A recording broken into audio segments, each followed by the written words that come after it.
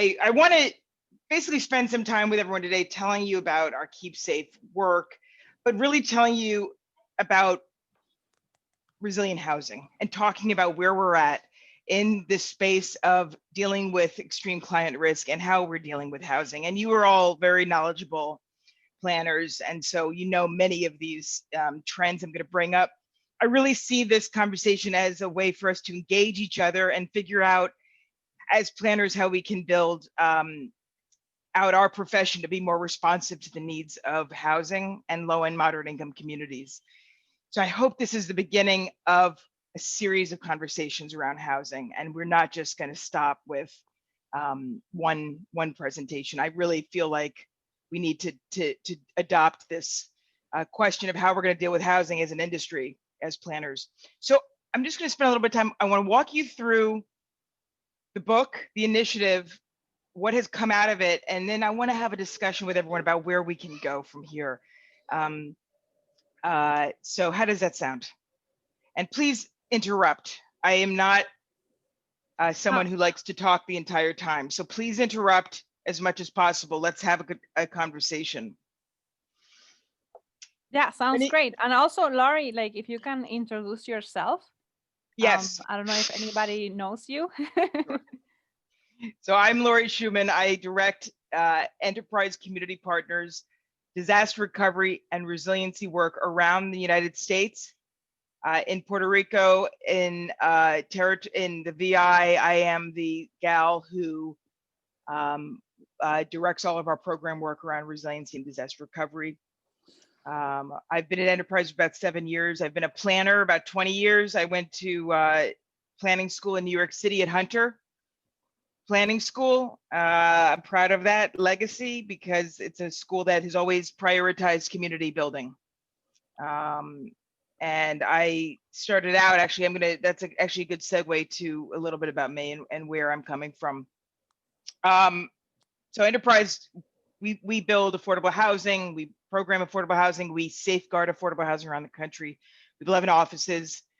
So in my work dealing with climate risk and extreme natural hazards, I'm thinking about all hazards, not just flooding. We're thinking about the fires on the West Coast. We're thinking about tornadoes in the Midwest. We're thinking about the flooding in the Gulf and in the Eastern Seaboard. We're also thinking about extreme heat across the country. And we're thinking about how the communities that we're working with are dealing with this risk. We also know that many of our communities are struggling to find safe housing and affordable housing. We've got a massive affordable housing crisis in the nation. And the climate risks that we're dealing with only aggravates this problem. We support our communities in many different ways. I'm showing you a favorite visual that many of us use to talk about this work. We know that disaster events are not a one-time event, it's a continuum. So we try to support communities along the continuum with a real emphasis on resiliency and mitigation, because we know that that is a much more effective way of dealing with community risk. We know it's less traumatic. I'm sorry, my son is Ezra. I'm sorry, Ezra, you have to forgive me. This is my co-pilot. We know how expensive it is and how traumatic it is for communities to be recovering. And we know that many of you have worked in communities such as New Orleans and in New York, and you know how much flooding and how much recovery still needs to be dealt with 15 years later. We work with lots of partners around the country. We work closely with our federal partners, HUD and FEMA, more and more with Fannie Mae and other networks, NeighborWorks. We also work with states, jurisdictions at the local level, and many community partners. I really value the partnerships we've built with a lot of these agencies, because this allows us to scale our message and to get our message across and really represent the needs of low-income communities and communities of color. Increasingly, these agencies are asking for input. So this is one thing as planners we need to pay attention to, which is we are being asked for input on equity building and resiliency from agencies that have never really asked those questions before. We also know that this stuff is expensive. When someone's hit from a climate event, it is going to be very expensive, and the risk to the real estate and the banking sector is real. And no one knows this in your work with the low-income housing. I'm sorry, guys. Out. No worries. Out.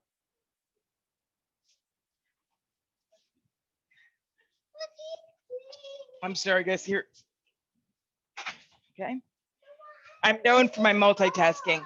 So I think there's a great report that just came out by Ceres the other day about looking at the banking sector and the investment exposure to risk. So we're looking at this very closely because Enterprise is a CDFI, and we also have a huge investment arm, and we syndicate low-income housing tax credits. Hold on, guys. Bear with me.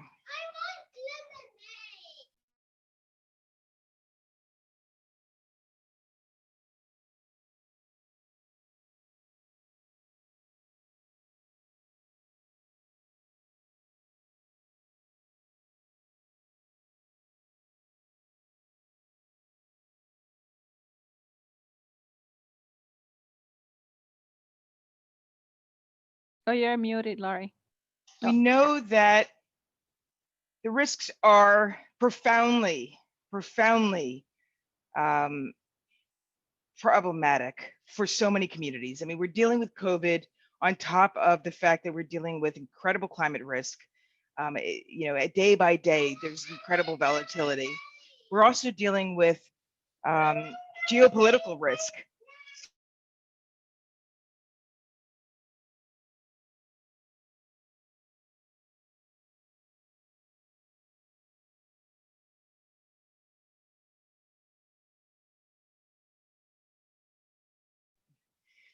Geopolitical risks. So the risks are long, they're far-reaching, and they are really laying bare the very issues that communities have been facing for a long time.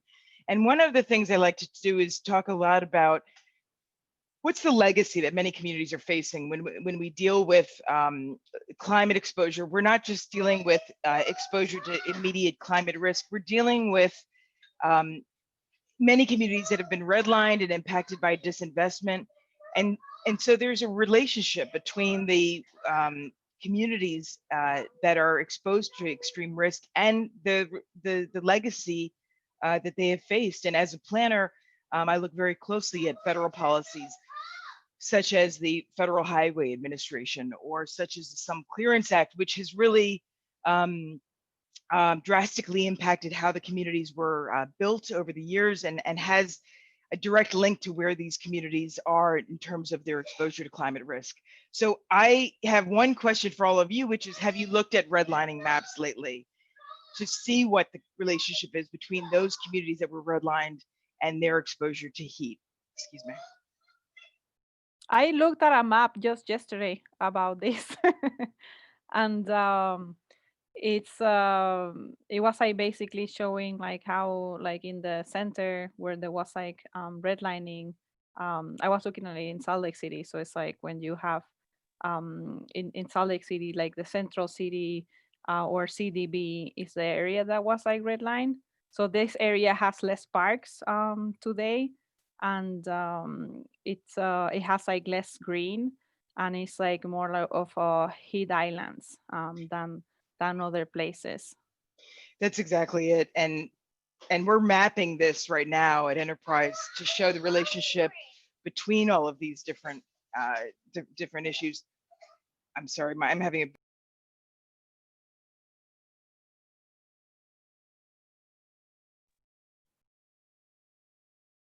I don't know if anyone else wants to also talk about the redlining maps that you have seen and relationship to other things. Was that in an ACSP session you just saw that? No. I was just like looking yesterday because Oh. I'm doing a project. I'm going to propose a project for the city, and it is about looking at redlining and what are the effects today. the interesting thing about redlining, but particularly the interesting thing about the Federal Highway Administration, which as a planner, I was struck when you look at how much blacktop and how many highways have been placed in so many communities around the country and the relationship to flooding. And so we can look at Houston and other communities where there's a direct tie-in to the FHA's work and the communities. So this is an investigation I'm going to do much more intensely over the next couple months and try to see if we can come up with some interesting data points. I got started in this work running emergency feeding and shelter programs for the Archdiocese of New York in 2000. We had 150 programs, and we had $2 million that were being provided by FEMA to run these shelters and these feeding programs. And there were a lot of neighborhoods I visited. So I worked deeply in so many communities that were struggling with homelessness. And so I always say that I got my start in housing and emergency planning by looking at folks that don't have housing. So I started with the hypothesis that if you lose your home, everything else falls apart. And those of us that have worked with homelessness I know you have, know that that housing is a fundamental access point by which a person's life revolves. And when you lose that, everything falls apart. And I can say 99.9% of the time this has happened. I've seen grown men and women go from, go into bouts of, madness because they've lost their home. And so I carry this image through my work in this space because we always used to say keeping someone at home is the most critical thing you can do to make sure that they don't fall apart. And I think that this is true for so much of the work we're doing in the emergency climate spaces. Let's try to figure out how we can keep homes safe to prevent the unthinkable happening. So there's a couple trends as a planner I want to tell you about, and then we're going to move into the Keep Safe effort. Number one, there's a lot of different trends around housing in our space right now. Number one, how are we going to deal with retreating from hazard zones like floodplains? In Puerto Rico, there has been a policy that Vivienda is promoting that will basically not relocate folks into the flood zones or invest in flood zone properties. And this is problematic because there are many communities that are in flood zones and they've been there for a while. And the other thing I would also offer is the flood zones are growing, right? So it's a battle to catch up with retreating from a constant expanding zone. I've been on a USVI mitigation conference all day, and one of the things that's happening is water is coming in from above ground and underground and above from extreme precipitation. So we can't retreat from, we're not going to be able to entirely retreat from flood zones or climate. I mean, it's upon us. We also have the issues of extreme heat. And in California, we're looking at fire zones. So when we talk about retreating from hazard zones, I offer that that's actually not entirely reasonable. And Rob, this is a conversation we should all have, but I think that we need to look at this much more closely and at the same time, identify where to retreat to. There's a lot of discussion about retreating climate migration out, but where are folks going to go to? We know how difficult it is to build affordable housing. So I challenge anyone in our community to offer some solutions that communities will actually abide by. It is hard to build affordable housing anywhere. So this is a discussion we need to have as an industry. And I think it's irresponsible just to say we're retreating in climate migration. I think there's another side to this. Number two, there's a trend to look at how can we leverage temporary housing to become permanent affordable housing? How can we take the fixes that FEMA is investing in, such as the STEP program, $10,000 a roof for putting tarps on, as you've seen behind me, how can we leverage that investment to make that a permanent fix, right? Let's not just do these temporary band-aids. Let's come up with some real solutions and solve the crisis of affordable housing. And I will say this, we work deeply in lots of tribal communities around the nation. Many of the tribes afflicted by storms and flooding and other issues, they have such a lack of affordable housing, and there's such a lack of resources coming into these communities like Pine Ridge, that those trailers that are deployed by FEMA become permanent housing solutions. 10, 15 years later, you have the same family living in a trailer that was only meant for a year. That's because the family doesn't have access to resources, and we need to think about a solution. Fourth, we need more community participation in our housing solutions and in our planning, and I'm really excited to see that happening across Puerto Rico in many different ways. I think it could be more aligned. I think it could be more streamlined, that's for sure, because there's three major efforts happening at the same time, and I think that needs to be coordinated, but it's exciting, and I think Puerto Rico is ahead of the game. And because of all of your work, actually, that's making this come to fruition. And then finally, I think we need to really look closely at the intersectionality of housing and infrastructure, right? Housing doesn't exist alone. It doesn't exist without the input of the grid. It exists as an embedded thing in, system into the wider community. I talked to our colleague, Fernando Brunia, about this as he thinks about taking buildings off grid. Fundamentally, the grid and housing needs to relate. So those are the trends. I wanted to just let you know that I'm interested in having a deeper conversation with you all about. But I want to now jump into Keep Safe and how this started. It started, actually, we built a book right after Superstorm Sandy. When the lights went out in New York City, we said, in working with affordable housing organizations, how can we help affordable housing organizations in New York City and New Jersey deal with extreme climate risk? And so we started working with about 15 affordable housing organizations with about 15,000 units of housing, and built a guide for multifamily housing resiliency. We've identified that there was really no guidance available for multifamily housing from FEMA or in the field. And so when we asked folks, how do you mitigate risk to multifamily? The answer was always elevate the buildings. Well, the response was, with what money? And how are you going to elevate these buildings? So because we didn't find an answer, we set forward on a journey to figure out what the strategies would be. And we came up with 4 buckets of strategies for what multifamily housing resiliency would look like. Worked with quite a few incredible experts across the New York, New Jersey region and the country to figure out what the strategies would be. And I'm really happy to say that these strategies all have been used to inform programs around the nation. Over $125 million leveraged by this effort to inform how multifamily housing is built. FEMA just put out a publication about this, and it's being used constantly to inform programs around the nation. And it's actually helped serve many affordable housing organizations around the country figure out what they should do. And this was 2006, we released this. 2006, no, I'm sorry, 2015, we released this. And so it's been very successful. And so after Maria, about 2 weeks after Maria, I flew down with a couple colleagues from New York, and we met with partners in Puerto Rico. We went to see a lot of partners that we work with. And one of the things I brought with me, along with a couple $1,000s worth of supplies, was the multifamily housing book.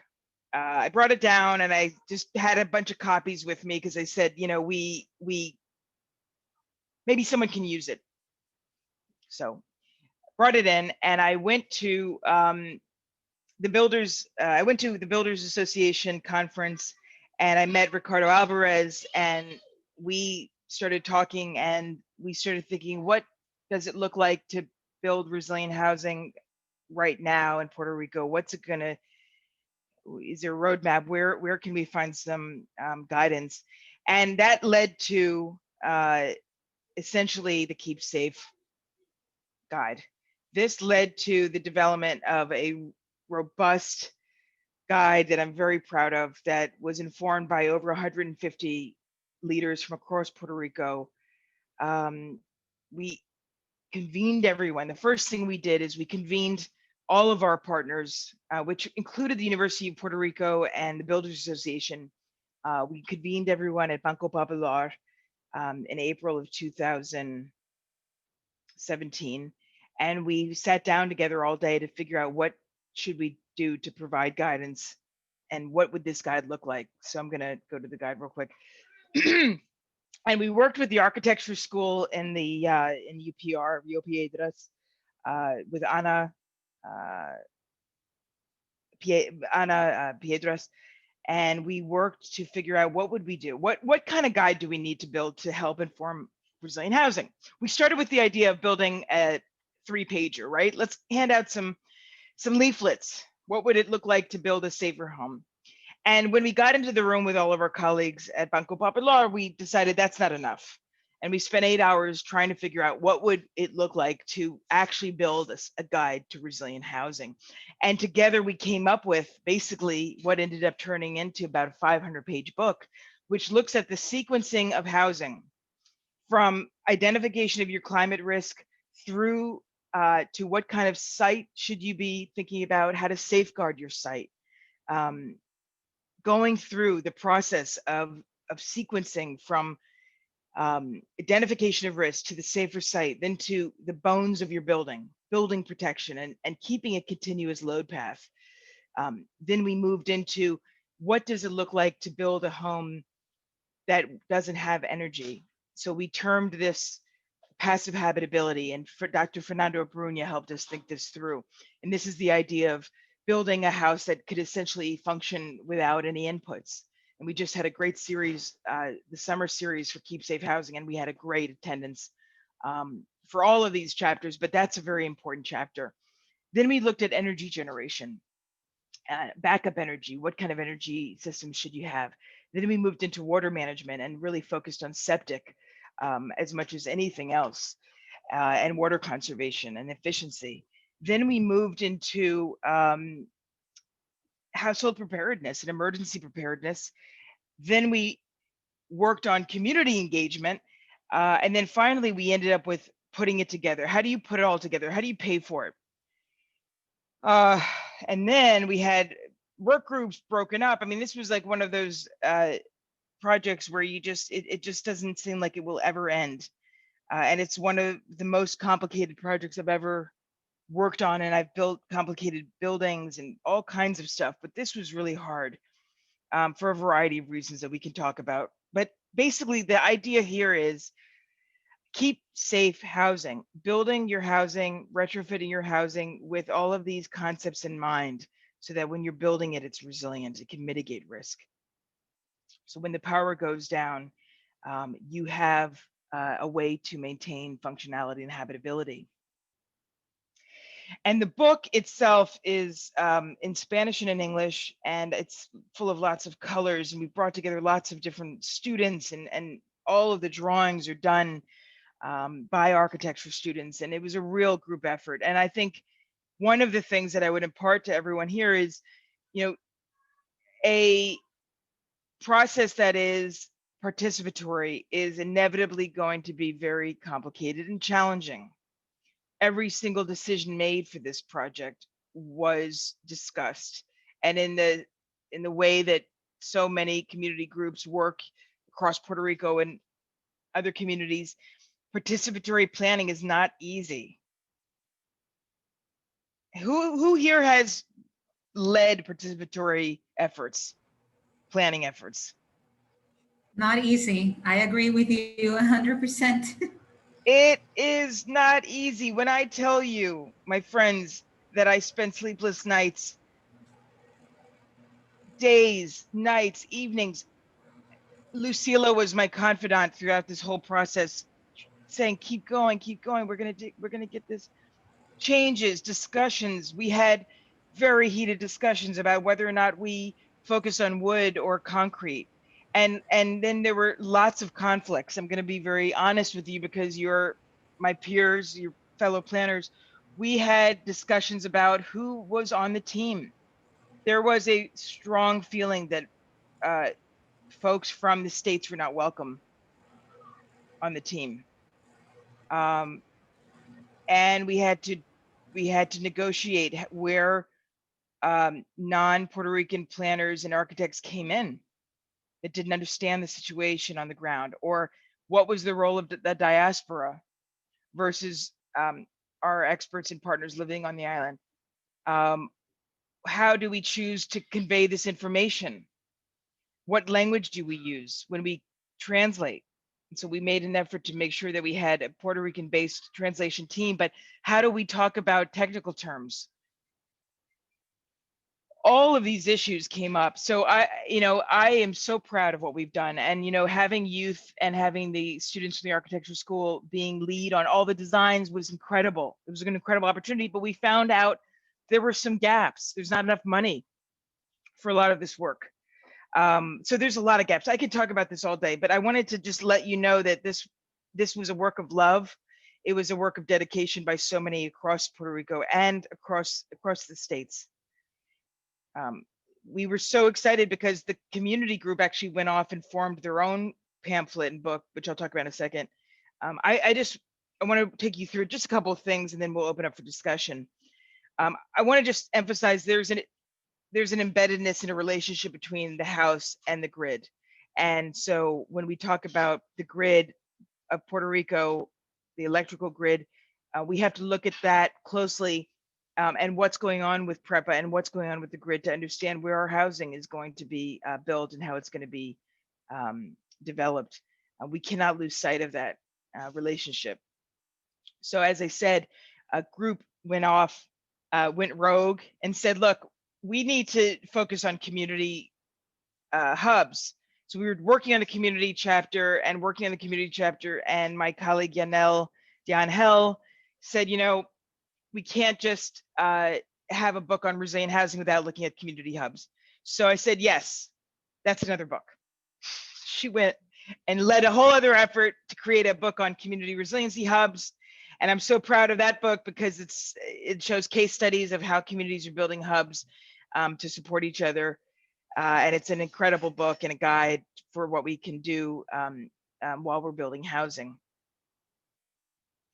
And it emphasizes community planning, and we always emphasize community planning. And one of the things I am so impressed by when I talk to my colleagues across Puerto Rico is the amount of community planning that is innately and inherently a part of culture and community. And I think more than I've seen anywhere else in the world that I've worked in. And it's rich tradition and a tradition that should, be leveraged as funding is getting deployed by MIT and other programs. That's Keep Safe initiative. And the thing about the Keep Safe Puerto Rico work is we just finished a summer series where we trained upwards of 2,200 students across the world, 850 in Puerto Rico alone, on the sequencing of the book. We had 7 hours of programming in Spanish and in English. We provided certificates of attendance, credits for AIA and CAAPPR. We didn't get planning credits. We'll work on that next time, but people want more information. They want more programming around housing, and we're ready to deliver it in partnership with all of you. We need to start thinking about municipal-based housing charrettes and planning that looks at municipal level practices. What time is it, by the way? We have like 20 minutes. Okay, good. So the idea of Keep Safe and Keep Safe Puerto Rico has now spawned a whole movement to think about how do we keep other communities safe. So other communities have reached out, give me a thing, have reached out to us and said, we'd like to have a Keep Safe in our community. And so this is all a tribute to Puerto Rico. The leadership and the commitment made within Puerto Rico through this effort has really demonstrated not only Puerto Rico's expertise, but also using that to help inform other communities. I'm sorry. In there.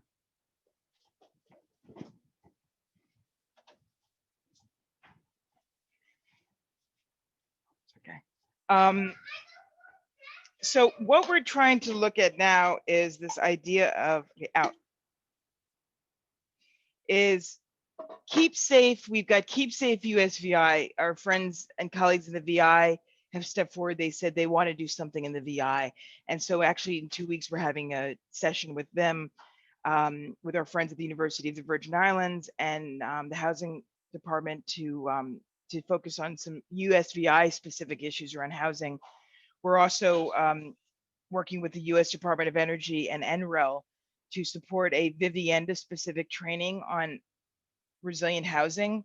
And this training, and I want you all to know, and I'd love to talk with you about this training, it's going to help inform the R3 program and the R3 contractors that are going to be paid to build housing in Puerto Rico. And I want you all to know our team is looking at the designs that are getting funded by Vivienda and deployed across Puerto Rico and asking hard questions, right? Who has worked with the R3 program here on the call? Does anyone know what the R3 program is? Is it like a relocation program, right? It's a repair reconstruction program that Vivienda has, is basically the marquee program from the housing department on repairing and reconstructing homes across Puerto Rico that were lost after Maria. I think it's about 15,000 homes will be built under the program. And I'm talking about, you know, brand new homes that you'll be given. So if building those homes, we should also make sure that those homes have resiliency standards and measures incorporated in it, like solar panels, solar thermal, septic, the right windows. So all of those homes should have what's needed to be resilient in the face of many risks. They're going to mostly be concrete. All the homes I've seen so far, all the typologies are concrete, and they are going to be green. They're going to be adhering to certain standards of green building, but you know, we're trying to provide some capacity support to Vivienda to provide the trainings and make sure that they have partners to support them as they go forward on that effort. So the R3 program is a really big opportunity for many homeowners that lost their homes and communities that need housing. I also want to mention there's a lot of really great work happening by Habitat for Humanity as well around housing. And we're working with Habitat.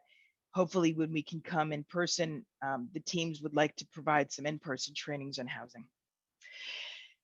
So all of this work that we've been engaged in for the last several years has led us to think about what would this look like to scale? What would it look like to build housing that's safe across the United States? What would it look like to build housing that's safe in tribal communities and leverage our work to help communities with other issues? Thank you so much. I'm dealing with a lot of stuff today.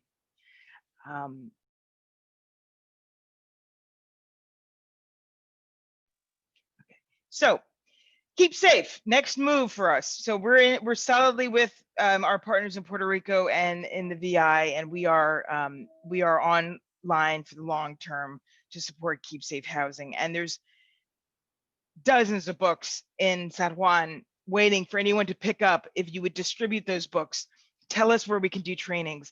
Please tell us, can we do some webinars? We've got 35 instructors ranging from Ada Manzon to you know, Eugenio Ramirez from the AIA, able to provide webinars or trainings. If there's any training we could provide in Ponce and Mayagüez and Rincon, in Guanica, let us know. We are here. We've got the trainers, we've got the tools, and we can provide you with a customized training. So please utilize us. We're here.